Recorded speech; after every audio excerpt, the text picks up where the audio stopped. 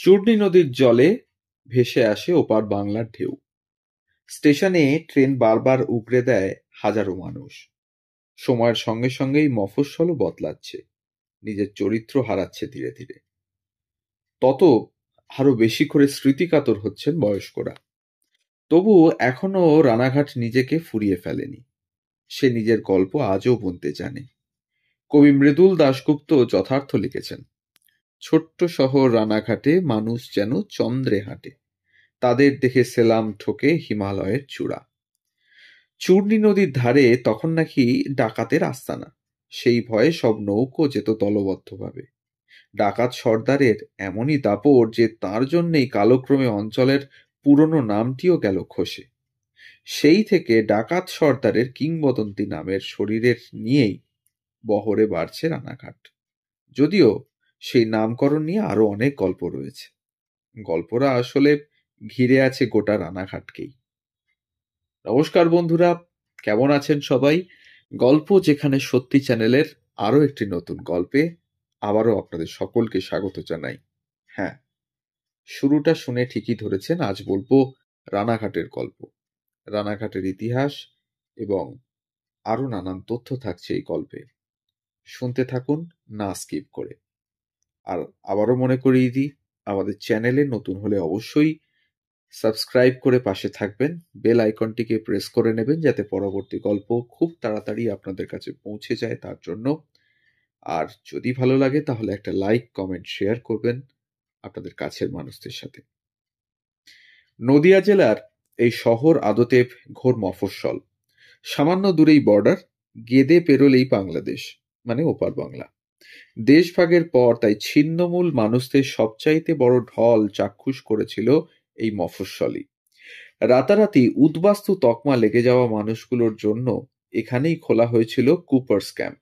অবশ্য রানাঘাটও ছিন্নমূল হতে বসেছিল তার আগে। 1947-এর স্বাধীনতার পর দুদিনের জন্য সে পড়েছিল পূর্ব পাকিস্তানের ভাগে। তারপর ফের ভারতে অন্তর্ভুক্তি। 3 দিনের মধ্যে দুবার দেশ বদল। ইতিহাস মোটে সাদামাটা নয় এই সুপ্রাচীন জনপদের। রানাঘাট পুরসভার জন্ম 1864 সালে। তার 2 বছর আগেই চালু হয়ে গেছে শিয়ালদা রানাঘাট ট্রেন চলাচল। এই রানাঘাট সংলগ্ন বীরনগর পুরসভার প্রথম চেয়ারম্যান ছিলেন কে জানেন? কবি নবীনচন্দ্র সেন। পরে এই অঞ্চলের ডেপুটি ম্যাজিস্ট্রেটও হয়েছিলেন তিনি। নবীনচন্দ্র সেনের আমন্ত্রণেই রানাঘাটে এসেছিলেন রবীন্দ্রনাথ ঠাকুর। 2 কবির যুগলবন্দিতে সেদিন উত্তাল হয়েছিল এই জনপদ। কৃষ্ণনগরে কর্মরত দীনবন্ধু মিত্র কাজের সূত্রে আসতেন এই মহকুমা শহরে। রানাঘাটের চারপাশে তখন বিপুল নীল চাষ হতো, ফলে নীল বিদ্রোহেরও অন্যতম কেন্দ্র হয়ে উঠেছিল এই অঞ্চল। যে নীল চাষীদের যন্ত্রণাকেই নীল দর্পণে বুনেছিলেন দীনবন্ধু মিত্র। রানাঘাটের ইতিহাস অবশ্য আরো পুরনো। বয়সে কলকাতার চেয়েও বেশ খানিকটা বড় এই শহর। কথিত আছে আগে নাকি এর নাম ছিল ব্রহ্মডাঙ্গা। অবশ্য এই আদি নামের সত্যতা নিয়ে পণ্ডিতদের মধ্যেও বিতর্ক রয়েছে। সে যাই হোক, চূর্ণী নদীর তীরে এই ব্রহ্মডাঙ্গাতেই নাকি রানা ডাকাতের ডেরা ছিল। সে 5 বছর আগের কথা। এক দাপট ছিল বটে সেই রানা ডাকাতের। তার ভয়ে যাত্রীবাহী বা পণ্যবাহী যে কোনো নৌকোই একা একা যেত না চূর্ণী নদী দিয়ে। চূর্ণী নদীর ধারে কালী পুজোও করতো নাকি রানা ডাকাতের দল। তার ভয়ে ব্রহ্মডাঙ্গাকে সবাই ডাকতে শুরু করলো রানা ডাকাতদের ঘাঁটি বা রানা ঘাট নামে। আর এভাবেই নিজের নাম বদলে ফেললো এই অঞ্চল। তবে নামের ধাঁধা কি এত সহজে মেটে? তাই কেউ কেউ বলেন রানাঘাট নামের মূলে নাকি আসলে রয়েছে রানীর স্নানের ঘাট। নদিয়ার রাজপরিবারের বধূ বা পাল চৌধুরী জমিদারদের বধূ অর্থাৎ রানীদের স্নানের ঘাট কথাটিই নাকি লোকমুখে হয়ে দাঁড়িয়েছে রানাঘাট। আবার এ হেন নামের আড়ালে রাজপুত রানাদের অস্তিত্বও খুঁজে পেয়েছেন অনেকে। সেই রাজপুত রানার স্মৃতিই নাকি বহন করছে রানাঘাটের নামে। নামকরণের ইতিহাস নিয়ে এহেন জটিলতায় অবশ্য ভ্রুক্ষেপই নেই রানাঘাটের। সে নিজের ইতিহাসেই মত্ত। নানা ঐতিহ্যে সমৃদ্ধ এই অঞ্চল। এই স্টেশনেই তো একবার নেমেছিলেন খোদ আইনস্টাইন, যদিও তার পরের অভিজ্ঞতাটি খুব একটা সুখের হয়নি তার। অবাক হচ্ছেন? তার মানে আপনারা বিভূতিভূষণের আইনস্টাইন ও ইন্দুবালা গল্পটা পড়েননি। শুধু এই গল্প নয়, রানাঘাট স্টেশন থেকে বেরোতেই আদর্শ হিন্দু হোটেল, এই হোটেলকে ঘিরেই লেখা বিভূতিভূষণ বন্দ্যোপাধ্যায়ের সেই বিখ্যাত উপন্যাস। একসময় রানাঘাটে নিয়মিত যাতায়াত ছিল বিভূতিভূষণের। ব্রিটিশ আমল থেকে সংবাদপত্র প্রকাশিত হতো এই শহরে। বার্তাবহ সম্পাদক ছিলেন কবি গিরিজানাথ মুখোপাধ্যায়। এই পত্রিকার অফিসেও সাহিত্যের আড্ডা জমাতে আসতেন বিভূতিভূষণ। এইসব আসা যাওয়া আড্ডারই ফসল এই গল্প উপন্যাস। রানাঘাটে এসেছিলেন নজরুল ইসলামও, সে অবশ্য স্বদেশী আন্দোলনের প্রয়োজনে। স্বদেশী আন্দোলন, অসহযোগ আন্দোলন, ভারত ছাড়ো আন্দোলনে বারবার উত্তাল হয়েছে রানাঘাট। অহিংস আন্দোলনের পাশাপাশি সশস্ত্র বিপ্লবীদেরও অন্যতম কেন্দ্র ছিল এই মফস্বল। চট্টগ্রাম অস্ত্রাগার লুণ্ঠনের অন্যতম চরিত্র মাস্টারদা সহযোগী বিপ্লবী সহায়রাম দাস রানাঘাটেরই ভূমি সন্তান। দ্বীপান্তর হয়েছিল তার। এছাড়াও শিবচন্দ্র চট্টোপাধ্যায়, শিশির কুমার বসু, কেশবচন্দ্র মিত্র, মোহাম্মদ হাবিবুল্লাহ, মোহাম্মদ কালু শেখ, শ্রীধর মুখোপাধ্যায়ের মতো স্বাধীনতা সংগ্রামীদেরও ঠিকানা ছিল এই শহর। সাহিত্য, গান, সংস্কৃতিতেও রানাঘাটের ঐতিহ্য বেশ জোরালো। এশিয়ার প্রথম রবীন্দ্র ভবন তৈরি হয়েছিল এখানেই।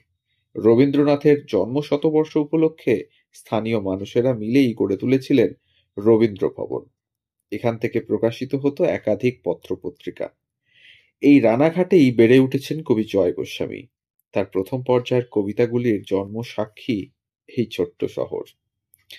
অনেকেই হয়তো জানেন না, বিষ্ণুপুরের মতো রানাঘাটেরও নিজস্ব সঙ্গীত ঘরানা রয়েছে। এই ঘরানার প্রতিষ্ঠাতা নগেন্দ্রনাথ ভট্টাচার্য। বন্নে খাঁ, বড়ে দুন্নি খাঁ, রমজান খাঁ, সৃজন বাই এর পাশাপাশি যদু ভট্টের কাছ থেকেও তিনি ধ্রুপদের শিক্ষা নিয়েছিলেন।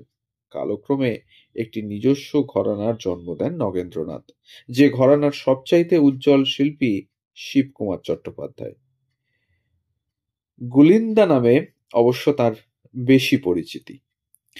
এই রানাঘাটের অন্যতম ঐতিহ্যশালী বংশ পাল চৌধুরীরা। ২৫০ বছরেরও বেশি আগে কৃষ্ণপন্থী অতি দরিদ্র অবস্থা থেকে হয়ে উঠেছিলেন বিরাট ব্যবসায়ী। দান, ধ্যান, সেবায় তার খ্যাতি পৌঁছে গেছিল দূর দূরান্তে। তিনি পাল চৌধুরী উপাধি পান। সেই থেকেই পাল চৌধুরী জমিদার বংশের সূচনা। জমিদার বাড়িটি দেখার মতো।